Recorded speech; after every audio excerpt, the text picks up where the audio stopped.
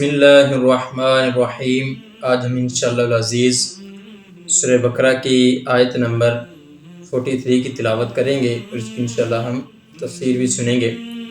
اس آیت میں اللہ رب العزت نے جو حکم بیان فرمایا وہ یہ کہ تم نماز قائم کرو، یا اسی طرح فرمایا کہ زکوٰۃ دو اور رکوع کرنے والوں کے ساتھ رکوع کرو۔ بسم اللہ الرحمن الرحیم۔ وَأَقِيمُوا الصَّلَاةَ وَآتُوا الزَّكَاةَ وَارْكَعُوا مَعَ الرَّاكِعِينَ۔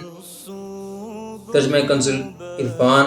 اور نماز قائم رکھو اور زکوٰۃ ادا کرو اور رکوع کرنے والوں کے ساتھ رکوع کرو۔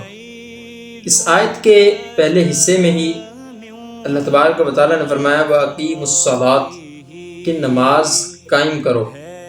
اس سے پہلی آیات سے یہودیوں کو ایمان لانے کا حکم دیا گیا، پھر انہیں حق کو باطل کے ساتھ ملانے اور نبی کریم صلی اللہ علیہ وسلم کی نبوت کے دلائل چھپانے سے منع کیا گیا۔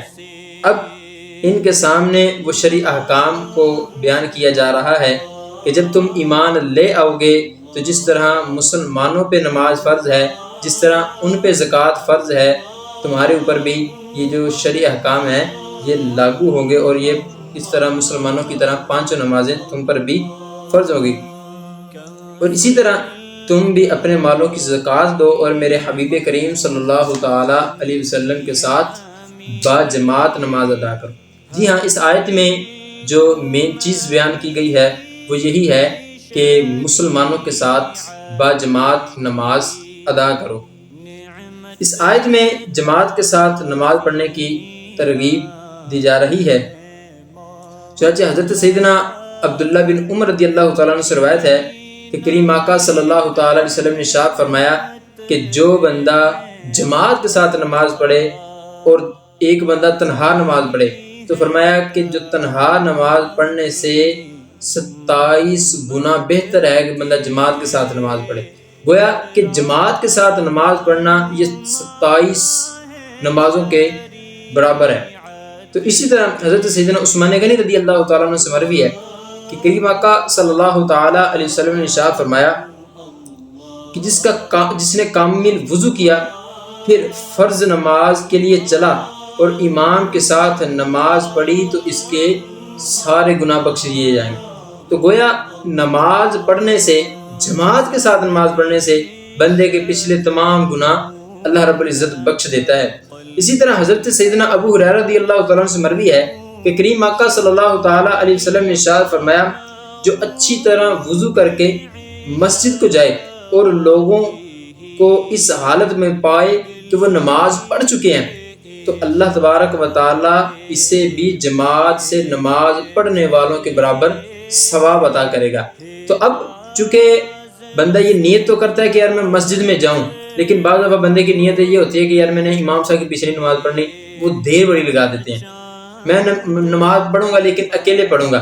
تو حضرت ابو ہریرہ رضی اللہ تعالیٰ فرماتے ہیں کہ بندہ اس نیت سے وضو کرے کہ میں جا کے نماز جماعت کے ساتھ ادا کروں گا، لیکن اس وقت لوگ نماز ادا کر چکے ہوں تو فرمایا کہ اس بندے کو بھی ثواب اتنا ہی ملے گا جتنا جماعت کے ساتھ نماز پڑھنے والا کو ملا ہے۔ اسی طرح حضرت ابو ہریرہ رضی اللہ تعالیٰ عنہ سے مروی ہے، آپ سے روایت ہے کہ کریم آقا صلی اللہ تعالیٰ علیہ وسلم نے ارشاد فرمایا منافق پر سب سے زیادہ باری جو نماز ہے نا وہ عشاء کی اور فجر کی ہے، اور وہ جانتے ہیں کہ اس میں کیا ہے کہ وہ گھسٹتے ہوئے آتے، اور بے شک میں نے ارادہ کیا کہ نماز قائم کرنے کا حکم دوں، پھر کسی کو حکم فرماؤں کہ لوگوں کو نماز پڑھائے، اور میں اپنے ہمراہ کچھ لوگوں کو جن کے پاس لکڑیوں کے گٹے ہوں گے ان کے پاس لے کر جاؤں، جو نماز کے لیے حاضر نہیں ہوتے ان کے گھروں کو ان لکڑیوں سے جلا کے راکھ کر دو۔ تو گویا نبی کریم صلی اللہ علیہ وسلم یہ فرما رہے ہیں کہ جو بندہ نماز نہیں پڑھتا تو میرا یہ آقا علیہ السلام فرما رہے ہیں کہ میں اگر ہو سکے تو اس کا گھر جلا دوں، کیونکہ آقا علیہ السلام کی ایک حدیث پاک ہے۔ اسی طرح بزرگان دین کا بھی جماعت کے ساتھ نماز پڑھنے کا عمل رہا ہے۔ تو اب ہم انشاءاللہ 2 واقعہ ذکر کرتے ہیں۔ حضرت سیدنا عبداللہ بن عمر رضی اللہ تعالیٰ عنہ فرماتے ہیں کہ حضرت عمر فاروق اعظم رضی اللہ تعالیٰ عنہ اپنے باغ میں تشریف لے گئے۔ جب واپس آئے تو لوگ نماز عصر ادا کر چکے تھے۔ نماز کا ٹائم نہیں گیا، فقط جماعت کا ٹائم گیا، لیکن حضرت عمر فاروق اعظم رضی اللہ تعالیٰ عنہ کی عادت کیا ہے، آپ نے کس طرح جماعت فوت ہونے پہ آپ کس طرح رنجیدہ ہوئے، سنیے گا۔ آپ فرماتے ہیں کہ یہ دیکھ کر آپ رضی اللہ تعالیٰ عنہ نے انا للہ و انا الیہ راجعون پڑھا اور فرمایا میری عصر کی جماعت فوت ہو گئی ہے، لہٰذا میں تمہیں گواہ بناتا ہوں کہ میرا باغ یہ مسکین پر صدقہ کر دیا جائے اور اس کا کفارہ ادا ہو جائے۔ گویا حضرت عمر فاروق اعظم جو مسلمانوں کے دوسرے خلیفہ ہیں، ان کا یہ عمل ہے کہ جماعت فوت ہو جائے، فقط جماعت، تو وہ اپنا باغ صدقہ کر دیں، اور ہم تو جان بوجھ کر جماعت کیا نماز چھوڑ دیتے ہیں۔ مجھے بتائیں یار، ہم کیسے مسلمان ہیں؟ ہم کیسے یہ ایکسپیکٹ کر سکتے ہیں کہ مجھے حضرت عمر بن خطاب جیسا جناب والا حکمران چاہیے؟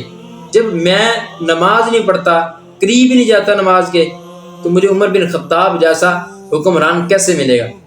تو اسی طرح حضرت حاتم عاصم رضی اللہ تعالیٰ عنہ رحمۃ اللہ علیہ فرماتے ہیں کہ ایک مرتبہ با جماعت نماز میری فوت ہو گئی، تو حضرت اسحاق بخاری رحمۃ اللہ تعالیٰ علیہ کے علاوہ کسی نے میری تعزیت نہیں کی۔ اب یہ بزرگان دین کا ذرا سوچئے گا کہ آپ کا جو سوچنے کا انداز کیسا تھا، آپ کس